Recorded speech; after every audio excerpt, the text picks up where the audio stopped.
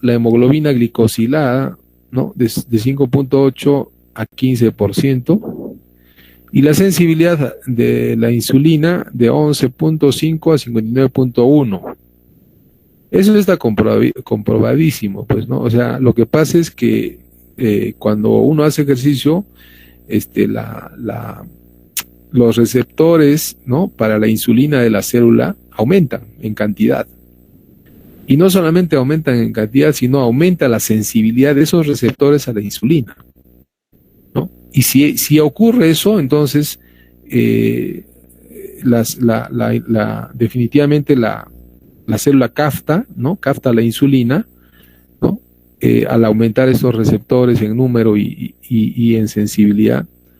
Y ustedes saben que cuando la insulina, ¿qué hace la insulina? Pues la insulina promueve el consumo de glucosa, ¿no? Entonces, por tanto, la glucosa va a disminuir en sangre y eso va a ayudar a controlar la diabetes mellitus. O sea, los diabéticos que hacen deporte están favorecidos plenamente, ¿no? Solamente hay que tener cuidado con aquellos que usan insulina, ¿no? Por ejemplo, si el paciente le toca hacer su ejercicio físico hoy día, debe disminuir un poco la inyección de unidades, ¿no? O sea, hay que disminuir un poco digamos, la administración de insulina. El día que le toque hacer ejercicio, debe administrarse un poco menos de insulina para que no haga hipoglicemia, ¿no es cierto? Eso sobre todo con los pacientes que reciben insulina y aquellos pacientes también que reciben, por ejemplo, sulfonilureas, ¿no?, como la glibenclamida, que es muy hipoglicemiante, ¿no? Por eso es que los endocrinólogos muchas veces no les dan una dosis plena de glibenclamida, ¿no? Les dan, digamos, en vez de darle 5 miligramos, les dan 2.5, ¿no? Entonces le dicen, media tabletita de glibenclamida, porque la glibenclamida es muy hipoglicemiante, ¿no? A diferencia de la metformina, que no hay mayor problema, ¿no? O sea, en insulina, en glibenclamida, mejor dicho, en metformina también hay dosis de 500 miligramos, se puede bajar a una dosis de 500 miligramos, ¿no? Sabemos que hay ahora dosis de 850 miligramos y hasta de 1 gramo.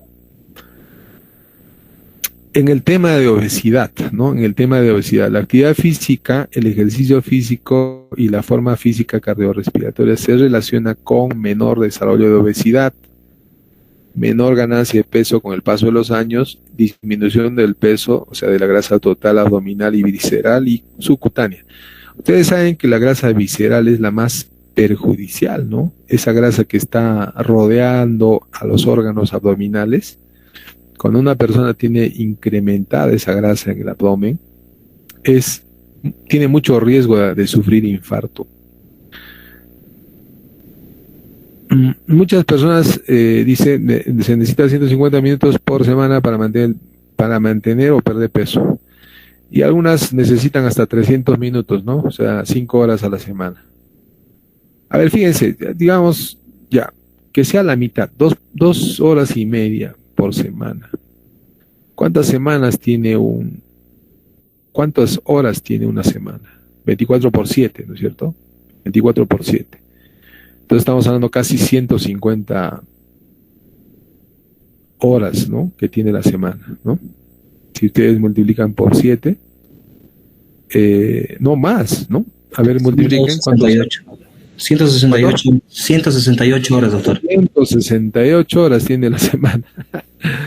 Y a ver que tu médico te pida 2 horas y media de sacrificio por semana, ¿no?, de esas 168. O sea, no es nada, pues.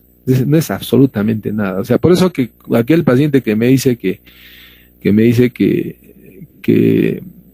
no tiene tiempo, que no le alcanza el tiempo para hacer deporte, es una gran mentira, ¿no? Ustedes lo saben. Esto es aplicable también para niños y adolescentes, ojo, ¿eh? Y a veces cuando me preguntan, doctor, ¿usted cree que solamente los jóvenes y los niños deben hacer deporte? No todos tienen que hacer deporte, todos. Ya les he hablado de los adultos mayores también. Yo he trabajado 7 años en un asilo Y a mis abuelos les hacía hacer ejercicio, los llevaba al gimnasio donde teníamos bicicletas estáticas, elípticas, teníamos bandas sin fin, teníamos resortes para jalar, teníamos fisioterapeutas ahí. Ahí estaban mis abuelos haciendo su deporte y entraban y estaban felices, ¿sabes? Moviendo la bicicleta, caminando o corriendo ahí en la banda sin fin, ¿no? Entonces, no hay límite de edad para el ejercicio, en absoluto, en absoluto. O sea, no podemos decir que solamente el deporte es para los jóvenes. Eso es una gran mentira. Bien, salud del aparato ojo, me pueden interrumpir cualquier rato o pueden preguntar cualquier cosa, no hay problema, yo no me molesto. Doctor, una pregunta. Sí, adelante. Al momento de nosotros recomendar esto a los pacientes, algunos nos van a preguntar, y yo también le pregunto, ¿desde a partir de qué tiempo comienzan a verse los resultados de la actividad física? Digamos? Ya, mira, ahorita te voy a responder la pregunta en las siguientes diapositivas. ¿Cuándo el ejercicio se convierte en un factor protector para la salud? Porque ustedes están hablando acá estamos viendo de 150 a 300 minutos semanales, ¿no es cierto? Entonces muchos dirán, pues no, media hora diaria o una hora diaria, no puedo, es mucho para mí, ¿no? Entonces le puedes decir ya pues 15 a 25 minutos diarios o interdiarios, no hay problema, ¿no? Ojo, aquella persona que nunca ha hecho deporte no puede empezar con un ritmo así, de ninguna manera. Eso es incluso peligroso, ¿no? Una persona tiene que empezar con poco, tiene que empezar con 10 minutos 2 veces a la semana, ¿no? Y después poco a poco aumentar el tiempo y la frecuencia. Eso es gradual, o sea, de ninguna manera nosotros vamos a pretender que una persona haga 150 minutos semanales de golpe. Va a regresar a los 15 días y como dicen los franceses, te va a decir fatigué, ¿no? Te va a decir que ya está cansado de lo que está haciendo y ya no va a querer hacer más, ¿no? Es como que alguien que nunca ha ido al gimnasio se meta 2 horas diarias un mes y después ha pagado todo el año para hacer deporte y lo va a dejar los 11 meses siguientes, ya no va a hacer más, va a estar macurcao y va a estar no porque claro, o sea, nadie puede empezar de golpe, eso es incluso contraproducente, ¿no? El deporte se tiene que empezar de a pocos, ¿no? 10 minutitos, una vez a la semana, después 2 veces a la semana, ¿no? Después vamos aumentando a 15 minutitos, después ya no serán 2 semanas, o dos veces a la semana, serán 3 veces a la semana. O sea, uno tiene que ir incrementando poco a poco, ¿ya? Más adelante yo les voy a contar mi experiencia. Cuando uno hace deporte, tiene que saber cuántos minutos semanales se convierte en un factor protector para la salud. Y menos de esos minutos ya no es factor, es hacerlo por hacer, porque ya no protege la salud. ¿Ya? Los estudios dicen que más de 60 minutos semanales, divididos por lo menos en 3 sesiones semanales, se convierte en un factor protector. O sea, si tu paciente hace más de 60 minutos semanales, por lo menos dividido en 3 sesiones, es decir, por lo menos que haga 25 minutos 3 veces a la semana, ya está considerado como protegido para la salud, ¿ya? Si una persona hace, digamos, 20 minutos a la semana, definitivamente lo está haciendo en vano. No sirve, porque no te protege, ¿no? Entonces uno tiene, al rato de la consejería, uno tiene que ser claro en ese aspecto, ¿no es cierto? Obviamente, de ninguna manera vas a decirle, oye, si no haces 60 minutos estás haciendo en vano. No. ¿Por qué? Porque, ojo, esa persona va a empezar de a pocos, ¿no? Va a empezar 10 minutos primero a la semana, después 20 minutos a la semana, después 2 veces a la semana, después 3 veces a la semana. Y bueno, si llega a ser diario, mejor, ¿no? Pero si no, no hay problema, puede ser interdiario, o puede ser 3 veces a la semana y se acabó, ¿no? Entonces, Pero, ojo, el límite es 300 minutos, ¿no es cierto? Porque ustedes pueden decir, ¿hasta cuánto puede ser una persona a la semana, ¿no? 300 minutos es el límite, ¿no? 150 minutos, digamos, es para una persona joven que quiere mantenerse, ¿no? En forma, ya está, ¿no? Pero para una persona mayor, por ejemplo, como yo, de 54 años, que le digan ustedes que hagas 70, 80 minutos semanales es más que suficiente. O sea, tampoco le puedes pedir más, ¿no? Solamente es para proteger su salud, no es para que vaya a concursar, para que sea Mister Cusco, ni nada por el estilo, ¿no? Sino es como un factor protector para la salud, ¿ya? Entonces, más de 60 minutos semanales, ojo, no en una sola sesión, porque te puede venir, no, yo sí hago mi pichanguita los sábados, y hasta 2 horas por sábado. No, pues, eso no es deporte de ninguna manera.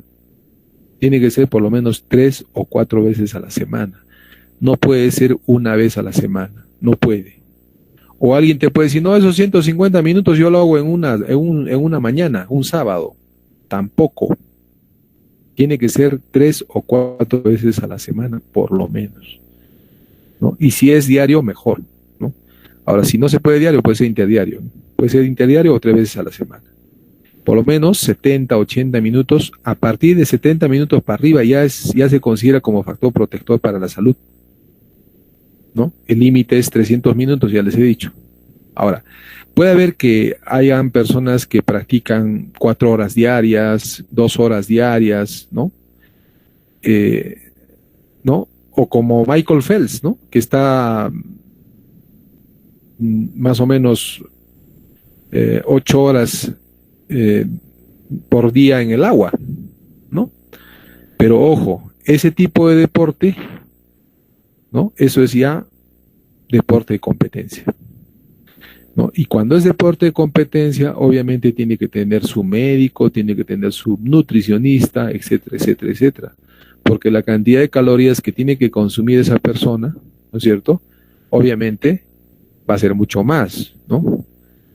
Y el control médico constante tiene que ser de cerca, ¿no? Entonces puede haber un karateca ahí que me digas, no, doctor, yo voy a hacer karate 4 horas diarias, pero ese es un deporte de competencia, ¿no es cierto?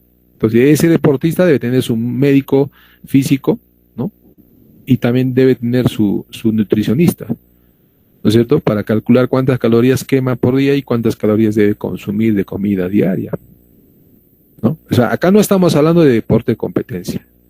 Estamos hablando de una actividad física moderada, constante, con el fin profiláctico, con el fin preventivo, ¿ya? ¿No? Para prevenir la aparición de enfermedades o para controlar las que ya tenemos. Ojo. Ya, bien, mire, en el sistema del aparato locomotor, fíjense, la pérdida de masa ósea por el envejecimiento puede atenuarse. Recuerden ustedes que los viejitos sufren mucho de osteoporosis, ¿no es cierto? Osteoporosis. Entonces, ustedes saben que la osteoporosis es la pérdida de masa ósea, ¿no es cierto? Entonces, si una persona hace ejercicio constante, moderado, ¿no? Como el que les estoy comentando, obviamente no va a tener nunca va a tener osteoporosis, ¿no? Ni tampoco sarcopenia, ¿no? Ustedes saben que la sarcopenia es la pérdida de masa muscular, ¿no? Los viejitos se bajan el pantalón y tienen unas piernitas que, ¿no? Ya están piel y hueso, ya prácticamente ni músculo ya tienen, ¿no es cierto? Eso es porque no hacen actividad física, pues no caminan, no se ejercitan, ¿no? Entonces los músculos tienden a atrofiarse, ¿no? Se atrofian los músculos por falta de uso. Todo lo que no se usa en el cuerpo se atrofia, ¿no? Entonces, a eso llamamos sarcopenia, la pérdida de masa muscular. Obviamente, en este caso es preventivo, es decir, el ejercicio físico regular, constante, moderado, previene la aparición de osteoporosis, ¿no? Y previene la aparición de sarcopenia. El ser humano a partir de los 40 años empieza a perder masa muscular, ya porque cada vez se vuelve más sedentario, pues, ¿no? Entonces termina a los 60, ¿no? Con una pérdida de masa muscular importante. Y por eso es que una persona adulta mayor se tiende a caer, ¿no? Empiezan las caídas, ¿no? Eh, y claro, si se cae se puede fracturar la cadera, porque si tiene osteoporosis, pues obviamente fácilmente se va a fracturar la cadera o cualquier hueso, ¿no?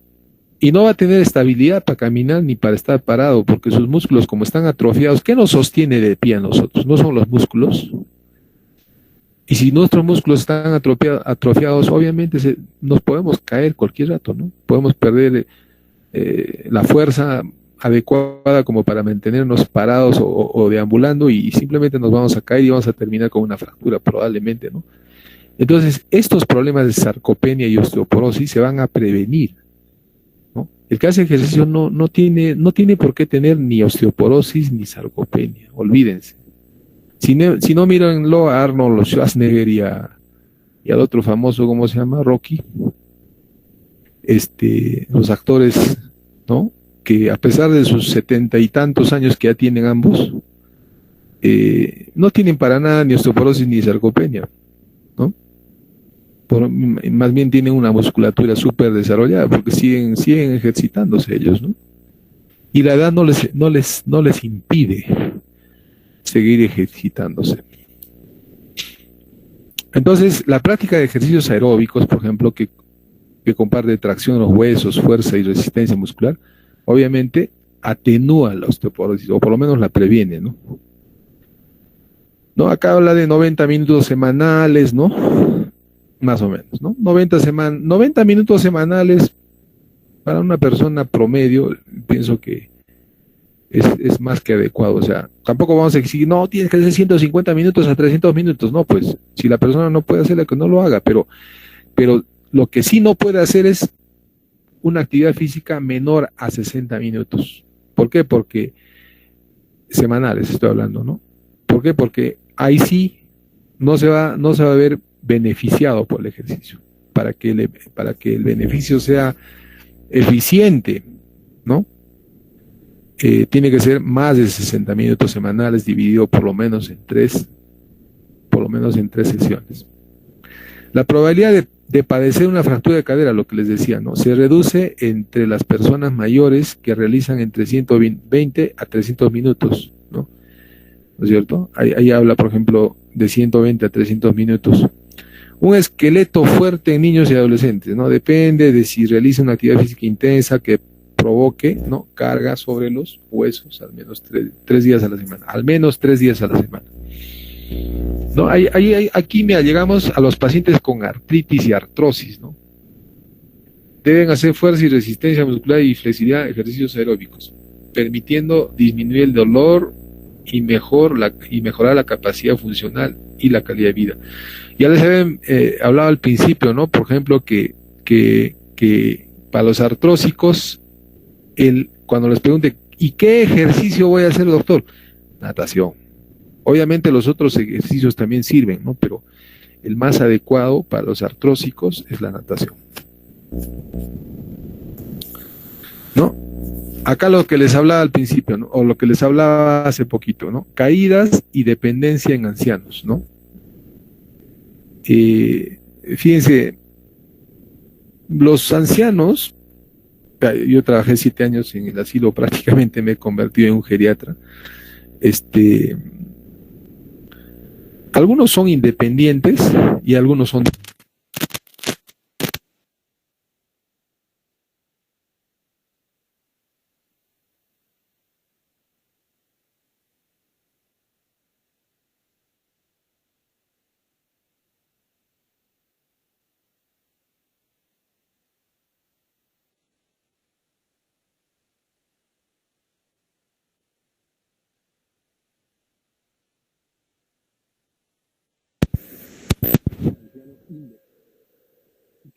Doctor, no se escucha. Doctor, se fue su audio. tampoco tenemos ancianos que se estén cayendo a cada rato, ¿no? Y con el riesgo de que se fracturen.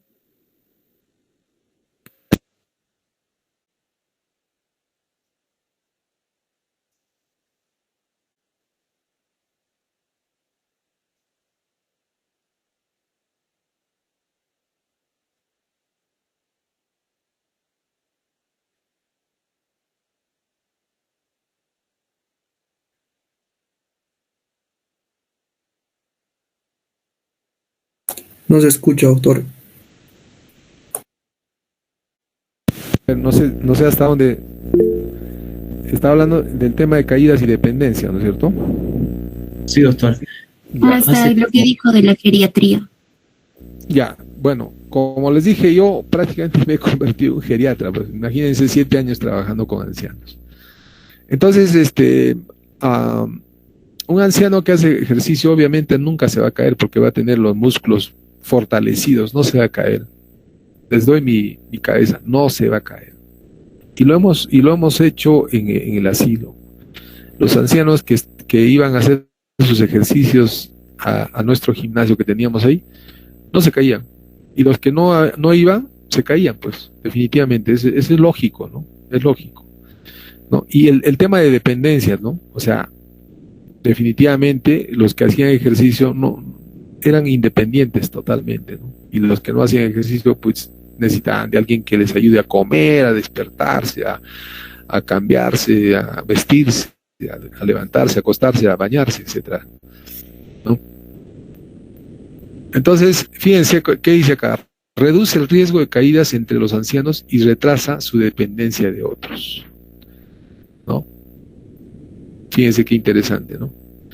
Como las personas que realizan programas de ejercicio de equilibrio y fuerza muscular durante 90 minutos, por lo menos 90 minutos semanales, ¿no?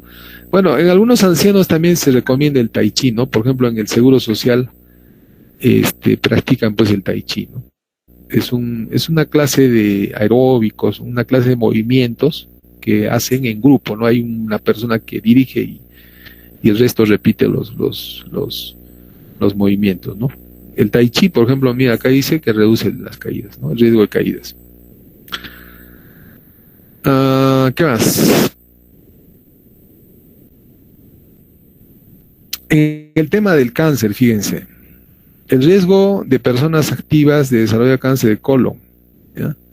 Reduce en un 30%. Imagínense, un 30% es un montón, ¿no?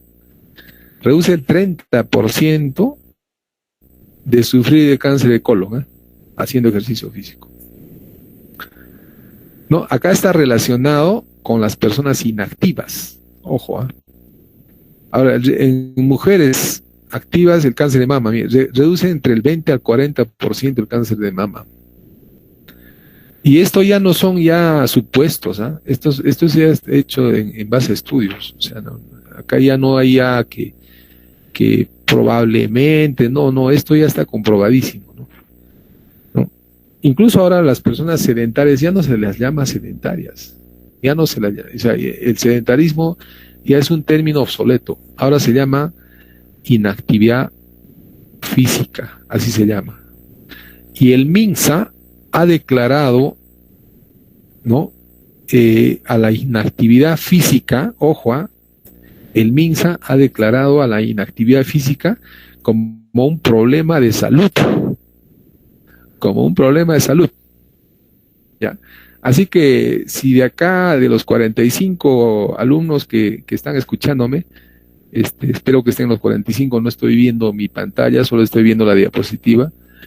Si 2 practican deporte, los otros 43 tienen un problema, tienen un problema de inactividad física. Y hoy en día se llama un problema de salud. Es decir, desde el punto de vista sanitario, como lo llamábamos al sedentarismo, ahora se llama inactividad física. ¿Ya? Inactividad física. Se necesitan entre 3.5 a 7 horas semana de actividad moderada para lograr estos beneficios, ¿no? En el tema del cáncer, ¿no? En el tema del cáncer. Pero ojo, ¿qué cosa es 3.5 a 7 horas semanales de 168 horas? No es nada, ¿no es cierto? No es nada. Ahora, la investigación ha llevado a la hipótesis de que la actividad física confiere protección global contra el cáncer, mira. Protección global contra el cáncer, ¿no? Sobre todo, mira, acá también habla de cáncer de endometrio, habla de cáncer de ovario, cáncer de pulmón también. ¿no es cierto? Y mira, o sea, esto estamos hablando de la prevención, o sea, evita la aparición de estos cánceres, ¿ah? Ojo, mama, colon, endometrio, ovario, pulmón, evita la aparición en un porcentaje, obviamente no en su totalidad, ¿no? Y para los que ya tienen el cáncer, les da mayor supervivencia y mejor calidad de vida. O sea que el que ya tiene cáncer y hace ejercicio, tiene mayor supervivencia y tiene mayor calidad de vida. Fíjense. Fíjense la cantidad de beneficios, ¿ah? En el tema de salud mental, y creo que eso lo hemos comentado al principio de la clase, la actividad física reduce el riesgo de depresión, reduce el riesgo de deterioro cognitivo, ¿no? Volvemos a los ancianos. En los ancianos también se hace una evaluación mental y en el asilo lo hacíamos con un test que se llama el test de mini mental, no sé si ustedes han escuchado. Seguramente lo han hecho en psiquiatría. El test de mini mental es sumamente un test muy fácil de hacer, ¿no? Se le pregunta su nombre, cómo se llama, cuándo ha nacido, quiénes son sus hermanos, las edades de sus hermanos, o sea, preguntas simples, ¿no? Y sencillas, ¿no? ¿Quién es el presidente o quién fue hace 5 años? De ese tipo de cosas se les pregunta, ¿no? O se les pide que memoricen casa, árbol, pelota y después repíteme después de 10 minutos, a ver si se acuerda. Después se le hace dibujar unas figuras geométricas. El mini mental es un test muy simple de hacerlo, ¿no? Cualquiera lo puede hacer, ¿no? Y de acuerdo a eso tú sacas si el paciente tiene deterioro cognitivo o no, ¿no?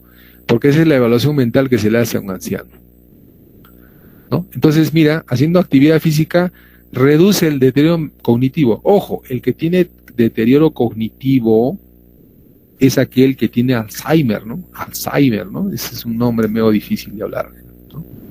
Y ustedes saben que el Alzheimer es una enfermedad con problemas de memoria. O sea, el paciente se olvida de todo, absolutamente de todo.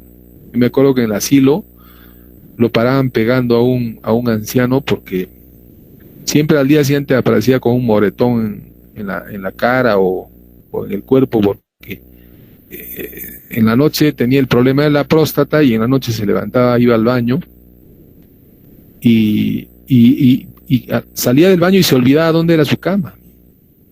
Y entonces se metía en cualquier cama de otro anciano y obviamente el anciano se sentía ofendido y lo botaba a patadas pues, de su cama, ¿no? Recuerdo que este anciano salía del servicio, iba al patio y regresaba y no se acordaba cuál era su habitación. Y a una de las madres le decía, madre, ¿dónde es mi habitación? Ese paciente tenía Alzheimer, ¿no? Y obviamente un deterioro cognitivo tremendo, ¿no? Ahora, el Alzheimer no van a creer que solamente es pérdida de memoria, es todo un síndrome. Entonces, fíjense, evita o reduce el deterioro cognitivo, ¿cierto? Mejora la calidad de sueño, eso creo que ya lo hemos hablado. Ojo, el ejercicio debe ser en la mañana, porque hay otros que dicen, no, doctor, yo me he inscrito en la noche en el gimnasio. Ahí una observación ahí, ¿no? ¿Por qué? Porque si uno hace ejercicio en la noche, recuerden ustedes que el hacer ejercicio estimula el sistema nervioso central. Entonces, cuando nos echamos a dormir, puede ser que no tengamos una buena calidad de sueño, más bien si hacemos de noche. El ejercicio debe hacerse en la mañana. Entonces, la recomendación es que el paciente se levante media hora antes de lo usual. Si el paciente tiene que trabajar a las 8 de la mañana, desayuna a las 7:30 y se baña a las 7, entonces hay que decirle, y se demora en vestirse por lo menos 15 minutos, y se levanta cuarto para las 7 todas las mañanas, deben decirle que se levante 6:15 y va a tener media hora para hacer deporte. Porque de ahí se saca el tiempo para el deporte, en la mañana, nunca en la noche. O no es recomendable, ¿no? Porque al final los médicos lo que hacemos es recomendar a los pacientes, no podemos obligar, podemos recomendar. Entonces se recomienda hacer deporte en la mañana, jóvenes. Se observa en personas ¿qué decía acá? No es claro si reduce la incidencia de la ansiedad, pero sí mejora los síntomas, ¿no? Acá habla también de la ansiedad. ¿Qué más dice acá? Actividad física aeróbica solo en combinación con ejercicio de fuerzas y resistencia muscular durante 30 minutos, 30 a 60 minutos, 3 a 5 días a la semana. Fíjense, acá beneficios para la salud durante la infancia. No es frecuente en estas edades, ¿no? La aparición de enfermedades crónicas, ¿no? En la infancia, ¿no? Pero reduce la obesidad, ¿no? Reduce el riesgo de enfermedades cardiovasculares, diabetes mellitus, hipertensión, hipercolesterolemia, mejora las relaciones sociales, ¿no? Mejora la salud mental, mejora el bienestar psicológico, ¿no es cierto? Promociona el crecimiento, el desarrollo del sistema cardiovascular y músculo esquelético. Y acá es ya la prescripción, porque cuando nosotros recomendamos a alguien que haga deporte, estamos prescribiendo, ¿no? Recuerden ustedes que el médico prescribe, ¿no? Y también aconseja, ¿no? Entonces acá, el consejo y la prescripción de la actividad física. Oportunidades para intervenir en la consulta de atención primaria, ¿no? Países desarrollados no cumplen con las recomendaciones mínimas de actividad física. Llamada de atención a todo nivel, ¿no? Individual, familiar, interpersonal, gubernamental, ¿no es cierto? Los profesionales de atención primaria tienen que luchar, no es lucrar, ¿no? Sino es luchar contra el creciente problema de salud, que es la inactividad física. O sea, el problema de salud ya no es el sedentarismo, ya el término sedentarismo, olvídense, ya no existe, es obsoleto. Cuando hablamos, por ejemplo, de factores de riesgo cardiovascular, que hemos hablado la otra vez, hablábamos de sedentarismo, ¿se acuerdan? Ya no es más ese término, hay que olvidarse. Ese término ha sido reemplazado por inactividad física. ¿Ya? Y el Ministerio de Salud lo ha declarado como un problema de salud. Así como el COVID es un problema de salud, igualito la inactividad física también es un problema de salud, ¿no? Y acá está bien claro, mira, 70% de los pacientes inactivos, ¿no? 60% sin intención inmediata de cambiar estilos de vida. Mira. O sea, se podría decir que un 30% de la población en general hace algo de deporte, ¿no es cierto? Yo creo que es menos que eso. Oportunidades para intervenir en la consulta de atención primaria, ¿no? 2 criterios para hacer una estrategia selectiva, ¿no? Presencia de otros factores de riesgo, ¿no? Intención de cambio, ¿no? Que identifica al subgrupo que más pueden beneficiarse con la actividad física, ¿no? Que facilitará que el paciente acepte la prescripción de actividad física por parte del profesional. Ojo, fíjense en la letra B que dice intención de cambio, ¿no es cierto? ¿No? Ahora, es difícil, mira, yo ya que hago ejercicio físico hace más o menos 14 años, más o menos, cada vez que salgo a correr, no vayan a pensar que es fácil, no crean, o sea, puede decir, claro, mi cuerpo me pide, obviamente, ya más o menos estoy acostumbrado, ya más o menos estoy habituado, ¿no?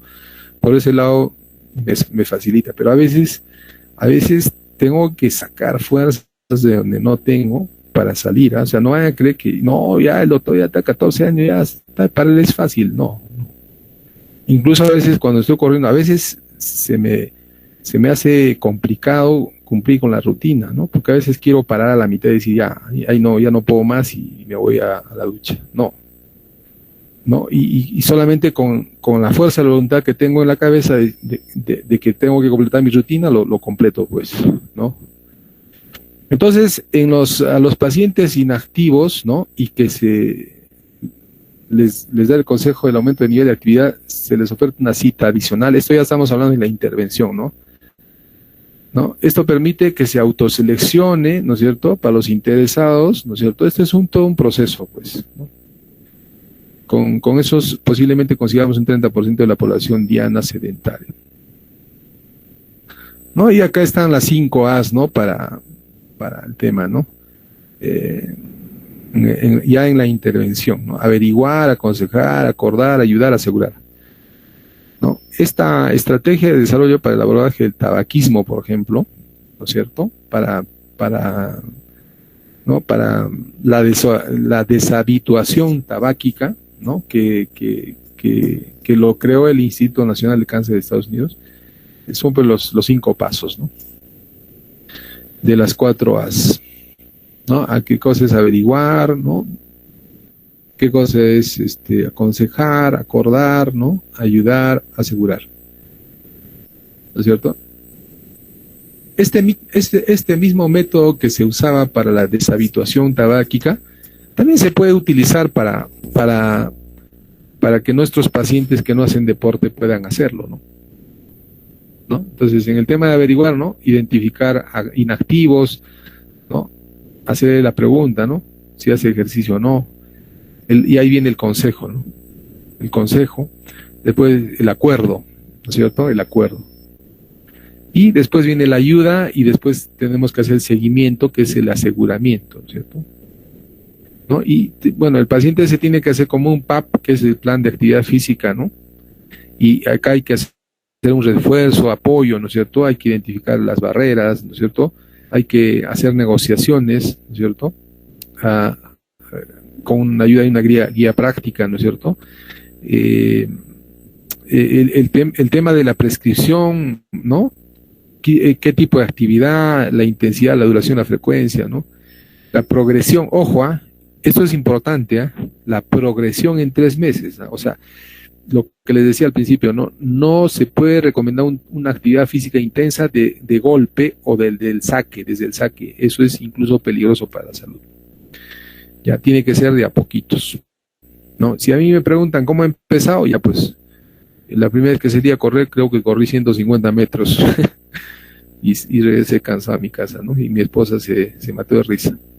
Pero regresé a los 3 minutos, creo, de haber salido, ¿no? Y corrí una cuadra, no les miento, y regresé jadeando, o sea, agitadísimo, o sea, cansado.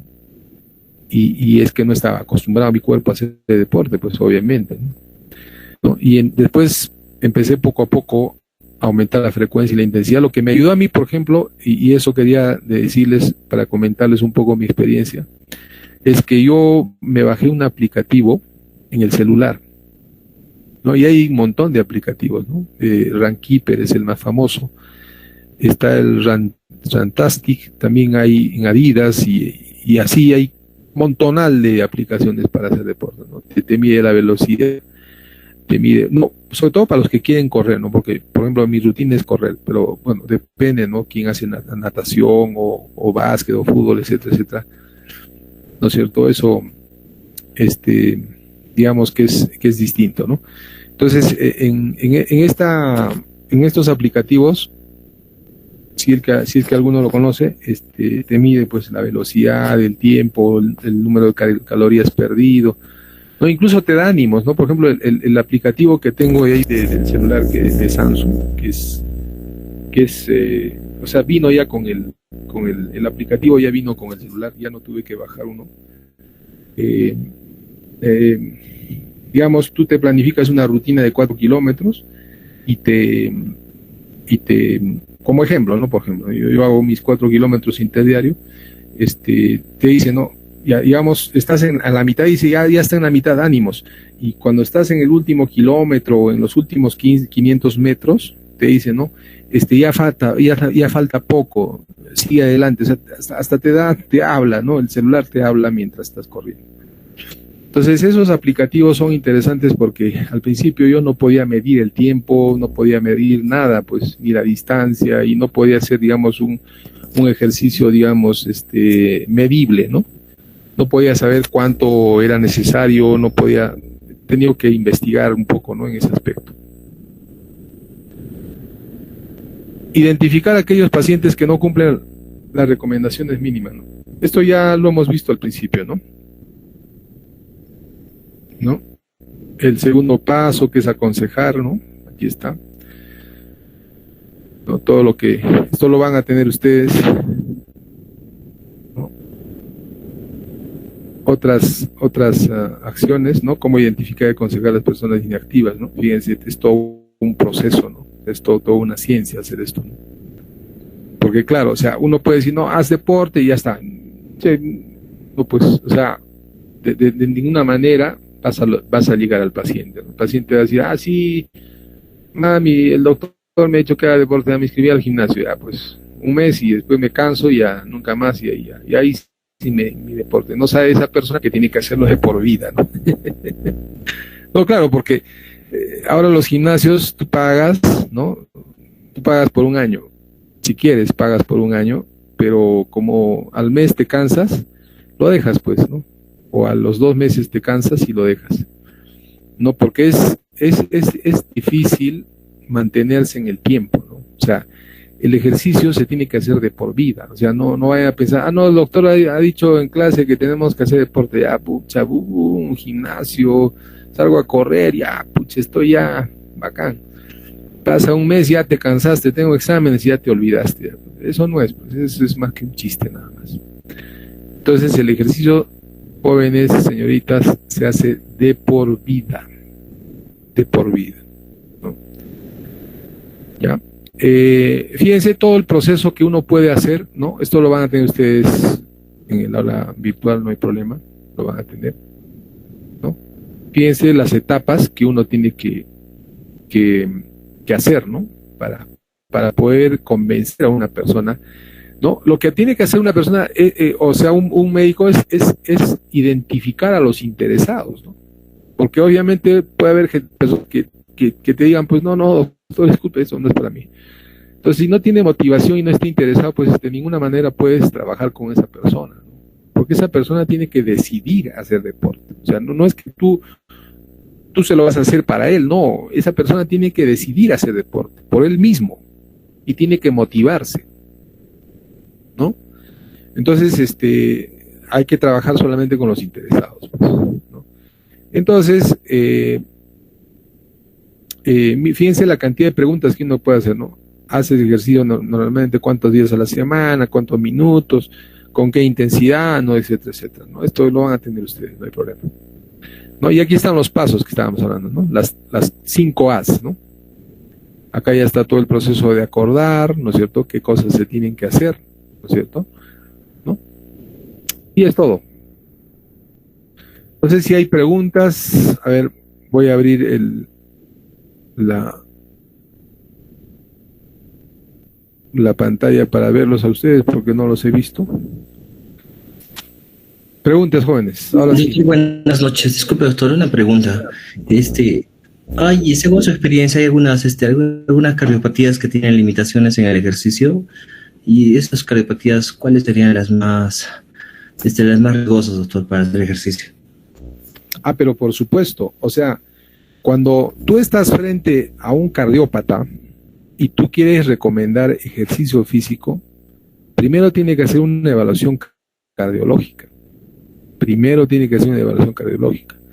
Así como un deportista profesional, por ejemplo, un futbolista profesional, por más que no tenga ningún síntoma y ninguna enfermedad, ¿no es cierto?, diagnosticada, tiene que ir al cardiólogo y al neurólogo. Ojo, porque incluso hay deportistas profesionales que tenían aneurismas, ¿no? Y mientras estaban haciendo ejercicio se murieron, pues le vino una hemorragia subaracnoidea y se murieron, ¿no? Entonces, una persona que va a hacer un ejercicio, yo les hablo de una persona que va a hacer ejercicio profesional, como los futbolistas, por ejemplo, ¿no?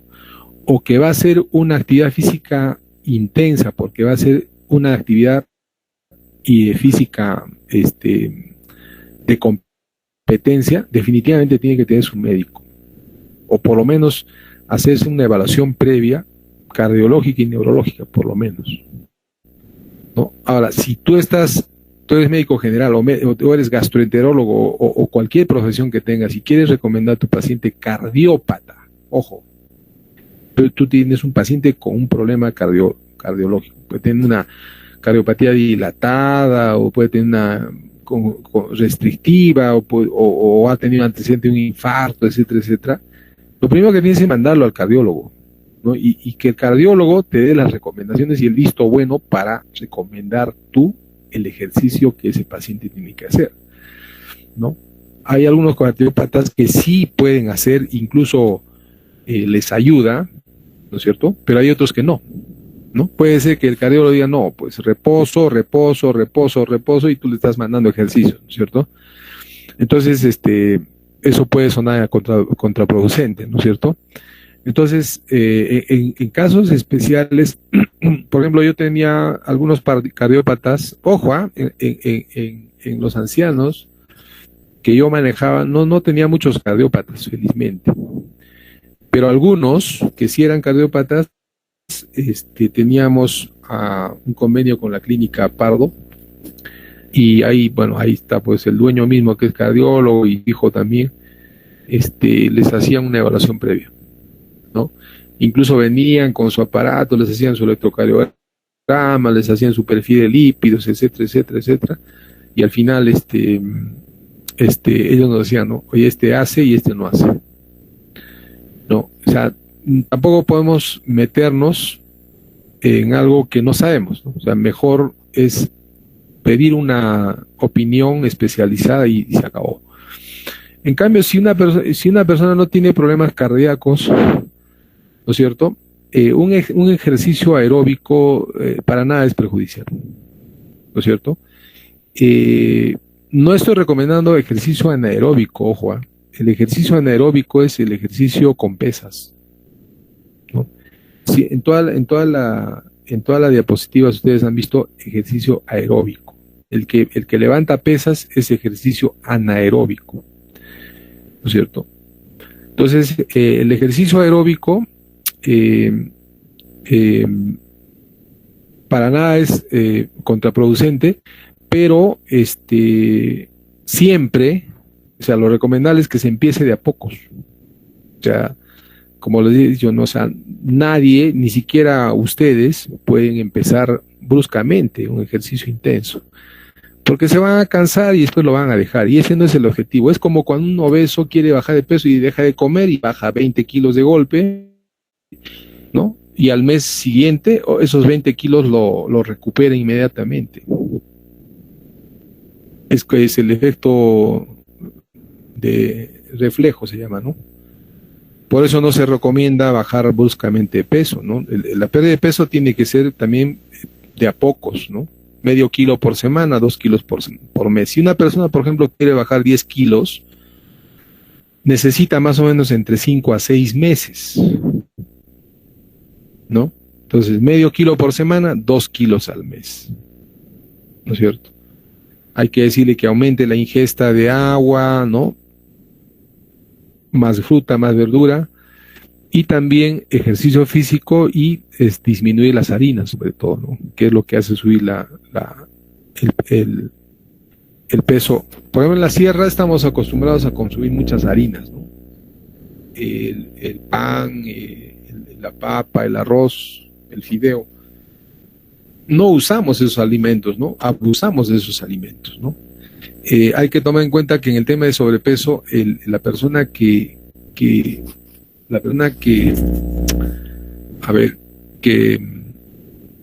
consume grandes cantidades de harinas, de carbohidratos, o alguna persona que te diga, sabes que yo abuso un alimento en particular, ¿no? Y eso ocurre mucho en las personas que tienen sobrepeso, obesidad, ¿no? Abusan de un alimento en particular, y eso hay que detectarlo e identificarlo, ¿no? En el tema de cardio, por ejemplo, si hablamos de valvulopatías, por ejemplo, ¿no? Las estrecheces son menos toleradas, ¿no? Hay que tener mucho cuidado. Si una persona que tiene, por ejemplo, un problema de válvulas que sea, ya sea de la mitral o de la aórtica, cualquier estrechez valvular es perjudicial, ¿no? Es menos tolerada incluso, ¿no? En cambio, las insuficiencias son más toleradas, ¿no? Los pacientes con insuficiencias se espera mucho más tiempo para que les hagan les pongan una prótesis valvular, ¿no? En cambio, en las estenosis valvulares son menos toleradas, entonces se recomienda más el recambio valvular en las estenosis, ¿no? Entonces, incluso un paciente que tiene estenosis aórtica o estenosis mitral puede sufrir una muerte súbita, ¿no? Ustedes saben eso. Entonces, menos le van a recomendar deporte a una persona que tiene estenosis, ¿no? Si se enteran que tiene estenosis aórtica o estenosis mitral, olvídense, no lo recomienden. Porque si sin hacer deporte corre riesgos, imagínense, haciendo deporte puede morirse, ¿no? El paciente simplemente, ¿no? Entonces, definitivamente, en cardiópatas hay que tener mucho cuidado. Hay que consultar con su médico de cabecera, su cardiólogo de cabecera, y que recomiende qué tipo de ejercicio puede hacer, ¿no? Si puede hacer un ejercicio moderado, aeróbico, cuántas veces a la semana, cuántos minutos, y entonces ustedes se protegen así, ¿no? No pueden recomendar a un cardiópata deporte sin haber consultado con su cardiólogo de cabecera, ¿no? Obvio, si ustedes empiezan un paciente hipertenso, por ejemplo, con un ejercicio moderado y de a pocos, entonces ese paciente va a tolerar. Definitivamente, incluso para una persona como cualquiera de ustedes que no tiene ninguna enfermedad, puede ser difícil o imposible hacerlo, ¿no? Porque pues no van a poderse a correr como yo 4 kilómetros interdiarios, pues van a morir en un mes del cansancio, yo digo, ¿no? Y después lo van a dejar, ¿no? Para nadie es motivador hacer eso, ¿no? O lo clásico es, no, ya pues el doctor me recomendó hacer deporte, me voy al gimnasio y me meto pues unas 2 horas de pesas durante 2 meses seguidos y después lo voy a dejar porque ya no voy a poder más. Es que no se debe empezar así, no se debe empezar así, jamás. Nunca, el corazón no está acostumbrado, o sea, a una persona que no hace deporte, no tiene un corazón que está acostumbrado pues a la actividad física y no está hipertrofiado ese corazón para soportar esa actividad, ¿no? Entonces, como si uno empieza poco a poco, entonces el corazón se va adecuando, se va acostumbrando, se va hipertrofiando poco a poco en el tiempo, los músculos, ¿no? de los muslos, de las piernas también se van a empezar a hipertrofiar y entonces poco a poco uno va a empezar a acostumbrarse a esa rutina, ¿no es cierto? Esa es la forma más correcta y es como la hice, ¿no? Por ejemplo, en mi caso yo empecé corriendo una cuadra, después 2 cuadras, después 3 cuadras, ¿no? Porque no tenía el aplicativo y no sabía cuántas cuadras más tenía que correr. Y después salía una vez a la semana, después 2 veces a la semana, y así poco a poco empecé a aumentar el tiempo y la frecuencia, pero ya con el aplicativo comencé a controlar el tiempo y la frecuencia, ¿no? Después, ya averiguando un poco más, me metí un poco más en este tema y comencé a averiguar cuántos minutos uno podía correr diario o interdiario, cuántos minutos por semana, ¿no es cierto? Y ahí ustedes han visto, ¿no? Eso de los 150 minutos a 300 minutos semanales está en todas las guías, o sea, eso no es de ahora, ¿no? Esto ya está establecido aquí, ¿no? Pero para que sea factor protector, como les dije, debe ser más de 60 minutos semanales, por lo menos en 3 sesiones semanales, ¿no? Entonces, pero ese es el límite, ese es el objetivo. A eso tú puedes llegar en meses o en años. No es que eso lo vas a hacer inmediatamente, no, para nada, ¿no? El paciente tiene que empezar poquito a poco, de repente haciendo unos pequeños aeróbicos en casa, ¿no? Con la ayuda del YouTube, de repente, y poco a poco su cuerpo va a empezar a acostumbrarse a ese ritmo, ¿no? Entonces, se va a llegar a los objetivos de los cuales estamos hablando en meses o años. No van a pensar que eso lo van a conseguir en poco tiempo, ¿no? Y eso hay que tenerlo presente, ¿ya? Yo asistí a una charla en un hotel de un geriatra que vino de Lima cuando yo estaba trabajando en el asilo, y este geriatra nos habló de un tema que se llamaba sarcopenia, del cual hemos estado hablando ahora en la clase, ¿no? eh, y nos hablaba de ancianos que 15 diagnósticos, o como decir 10, 15 enfermedades, que hacían actividad física, obviamente no solamente prevenían o evitaban la sarcopenia, sino que el hecho de la prevención, averiguo un poquito del tema de sarcopenia, creo que vamos a hacer una clase de sarcopenia. El hecho de prevenir o evitar la aparición de la sarcopenia tiene enormes beneficios. No es solamente previene las caídas, ¿eh? No solamente previene las caídas, ¿eh? Esos pacientes se controlan mejor en muchas enfermedades. Definitivamente son personas que viven más, que tienen más calidad de vida, etcétera, etcétera. Entonces el tema de sarcopenia es todo un tema. Yo creo que lo vamos a exponer en una clase, ¿no? Y hablaba de prevención de sarcopenia en el adulto mayor, o sea, ni siquiera él era geriatra, pues, o sea, no hablaba de jóvenes, ni cuarentones, ni mucho menos. Interesante esa charla que tuvimos aquella vez, porque él decía que a pesar de que tenía pacientes con un montón de enfermedades, el hecho de prevenir la sarcopenia había hecho que esos pacientes se recuperen más rápido de sus afecciones, se controlen mejor sus enfermedades, ¿no? Tengan una mejor calidad de vida, etcétera, etcétera, ¿no? No sé si hay más preguntas.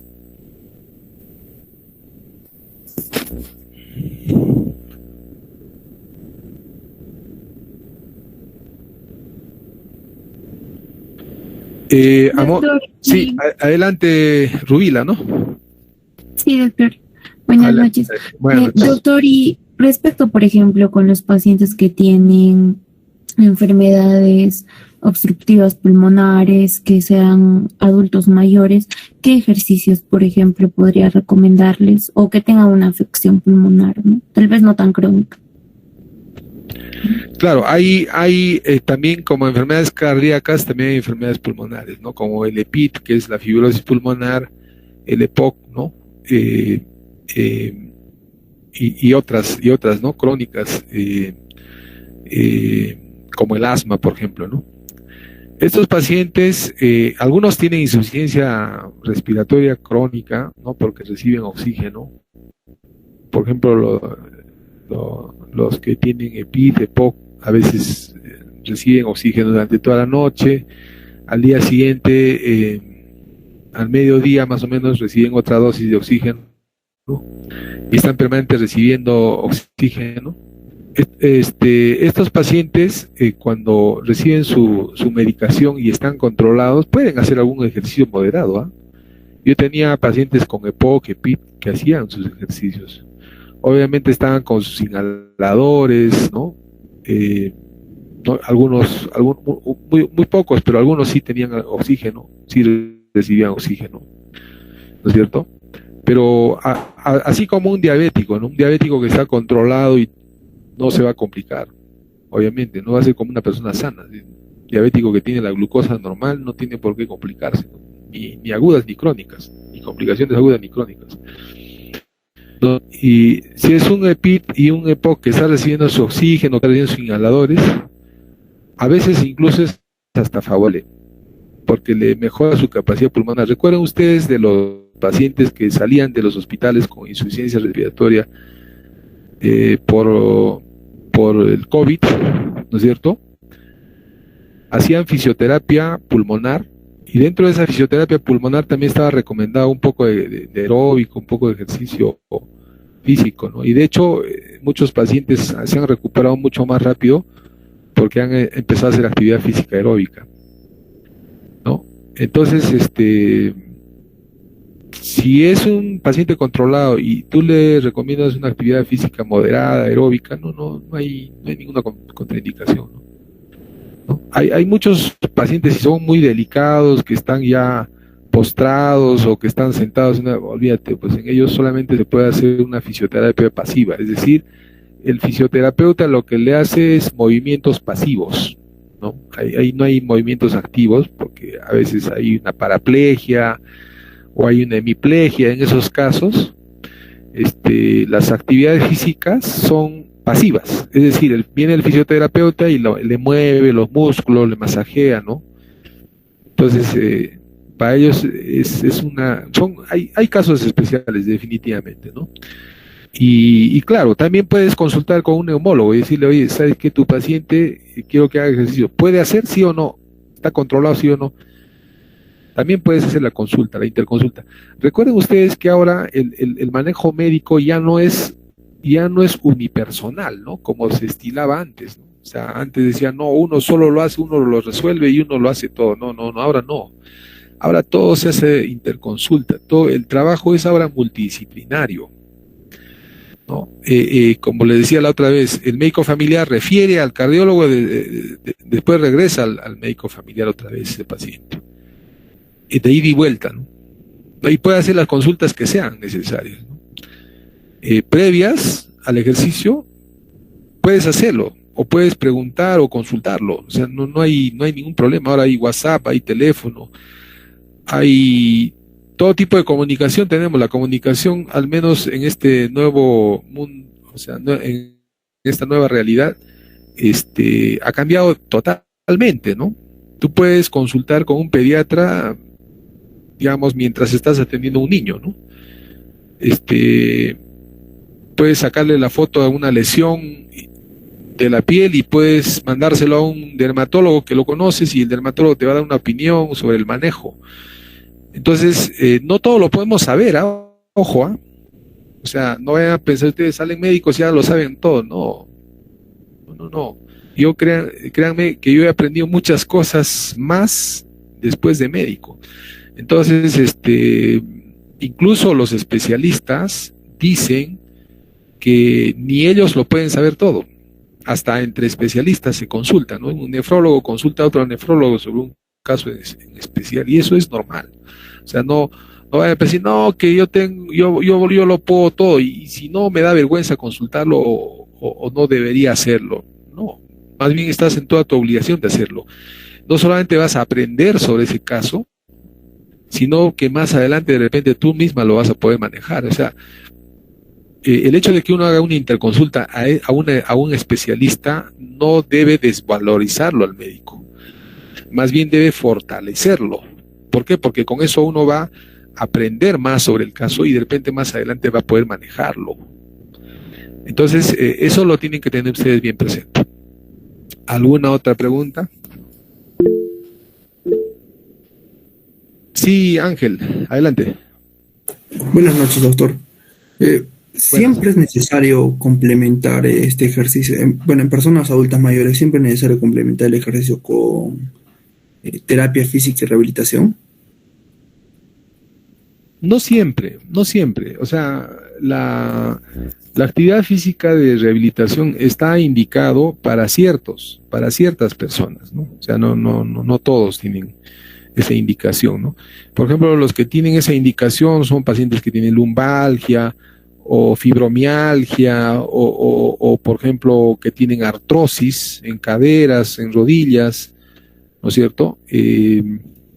O pacientes postrados, digamos, como los hemipléjicos o los parapléjicos, ¿no? Etcétera, etcétera. O sea, hay indicaciones precisas de medicina física y rehabilitación. No todos necesitan. Claro que todos nos beneficiamos con un tratamiento físico rehabilitador, ¿no? Yo recuerdo que yo jugaba frontón y me empezó a doler el hombro, ¿no? Estuve como 8 meses con dolor de hombro y yo pensé que nunca más me iba a pasar ese dolor, ¿no? Hice un poco de rehabilitación, tomé todos los antiinflamatorios que ustedes conocen y nada, pues, ¿no? Y al final fue el reposo de esos 8 meses, dejé de jugar frontón y felizmente desapareció el dolor, ¿no? También tuve lumbalgias, ¿no? Y tuve que ir al médico físico rehabilitador. O sea, no vayas a pensar que eso solamente es para los adultos mayores, ¿no? O sea, cualquier persona puede hacer rehabilitación, incluso los que se han fracturado, etcétera, etcétera. Pero si digamos un anciano tiene la posibilidad de hacer apoyo con medicina física y rehabilitación, por ejemplo, para aquel anciano que tiene sarcopenia o ha tenido una caída, ¿no es cierto? O tiene artrosis o algún problema musculoesquelético. De hecho, el beneficio siempre va a estar ahí, ¿no? O sea, no le resta importancia el hecho de que un paciente no lo requiera, no le resta la importancia que tiene ese trabajo, ¿no? De hecho, estos técnicos en físicos rehabilitadores que no venían médicos, ¿no? Obviamente, sino venían técnicos, usaban cremas, les frotaban, les masajeaban, les hacían una especie de masaje generalizado, no solamente en las piernas, en todo el cuerpo. Entonces eso también les ayudaba a los ancianos, ¿no? O sea, definitivamente, así que un anciano no tenga ninguna dolencia, igual terminaba beneficiado, ¿no?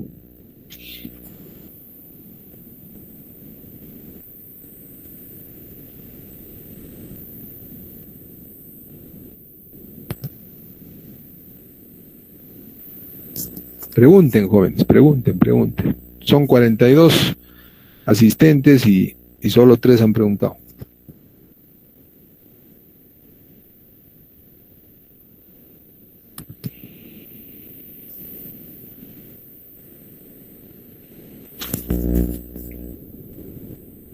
Bien, entonces vamos a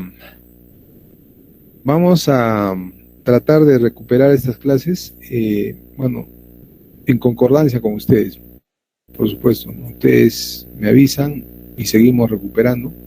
Mañana lo dejaremos ahí, o sea, mañana no vamos a tener clases, pero la siguiente semana avísenme qué día pueden y seguimos recuperando, ¿no? O sea, más o menos hay que recuperar unas 2 clases más para estar al día y después ya vamos a utilizar nuestro horario habitual de clases, porque yo ya me estoy organizando para septiembre, ya creo que no voy a tener problemas, ¿no? De tal manera que hagamos nuestras clases los lunes de 5 a 7 y las prácticas organícense ustedes, ¿no? Lo que voy a hacer es mandarles mi horario, pero tengo ya, creo, para septiembre 2 mañanas por semana, así que va a haber más oportunidad de que puedan ir en la mañana, para los que puedan, de tal manera que podamos también ponernos al día en el tema de la práctica. Y también ya el tema del sílabo ya lo tengo listo prácticamente. Estoy seleccionando algunos temas de medicina familiar 1 y de medicina familiar 2 para que lo podamos conjuncionar. Sí, vuestra compañera me ha pasado un sílabo, pero es de la doctora, si no me equivoco, Evelyn. Víctor Manchego también está manejando un sílabo diferente. Lo que pasa es que ellos están queriendo hacer digamos, el curso tradicional, que es un repaso de enfermedades comunes de la infancia, de la adolescencia, de la adultez, ¿no? Yo quisiera más bien, ustedes ya están haciendo pediatría, no vamos a redundar en lo mismo. Para enfermedades de adulto, todo medicina interna, así que no hay por qué redundar. Entonces, más yo voy a fortalecer en el tema de geriatría, que es un tema que ustedes no han avanzado, ¿no es cierto? De repente vamos a hacer valoración geriátrica integral y algunas cositas más, para que les ayude cuando vean ancianos. Y también algunos temas relacionados a las herramientas de medicina familiar que utilizamos. En una práctica ya hemos estado hablando de ese tema con algunos de vuestros compañeros y les he estado mostrando la importancia que tiene, por ejemplo, el llenado de la ficha familiar, entre otros temas, ¿no? Y entonces lo que a mí me interesa es darle temas o, digamos, darles temas a ustedes que no hayan hecho en la carrera, para empezar, y además temas que estén relacionados íntimamente con el tema de preventivo promocional, porque esa es la especialidad, ¿ya? Y nada más, ¿ya? Con relación al tema actual, para complementar,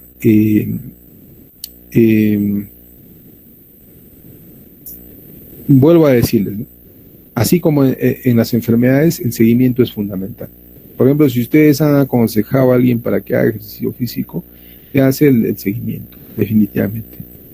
Porque, claro, o sea, es bonito el tema, todo es entusiasmado, ¿no? ¿Sabes? Cuando me veía correr mi hermano, por ejemplo, él también se contagió y empezó a correr. Pregúntenme cuántas veces ha ido a correr. Creo que 4 o 5 veces y después lo ha dejado. O sea, no se trata de entusiasmarlo a alguien y nada más, ¿no? Sino se trata de explicarle bien, de manera metódica, en qué consiste, cuáles son los beneficios y si está dispuesto a hacerlo, ¿no? Es lo más importante, ¿no? Porque quien va a tomar la decisión es el paciente, no ustedes, ¿no? Y si está motivado, sobre todo, ¿no?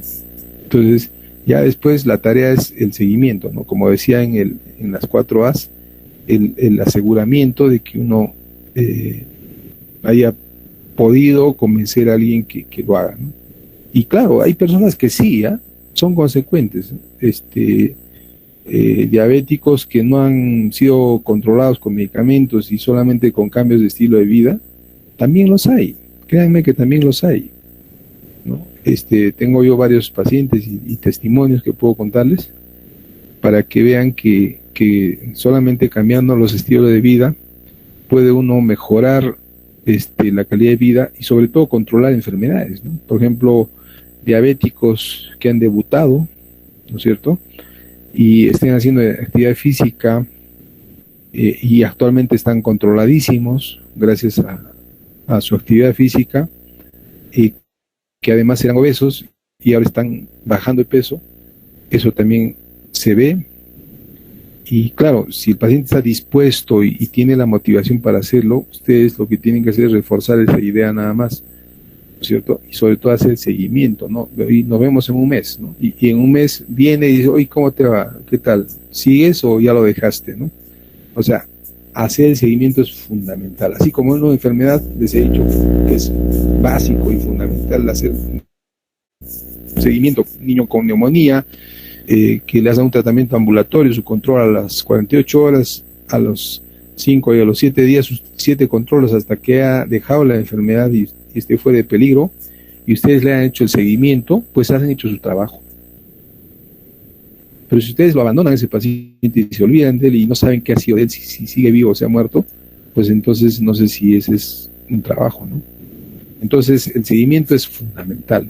Yo sigo pensando que el seguimiento es fundamental, en nuestro trabajo al menos.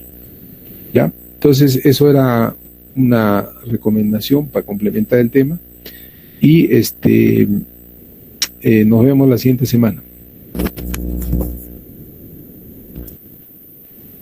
Doctor, no se vaya, por favor. Quiero preguntarle algo. A ver, sí, adelante.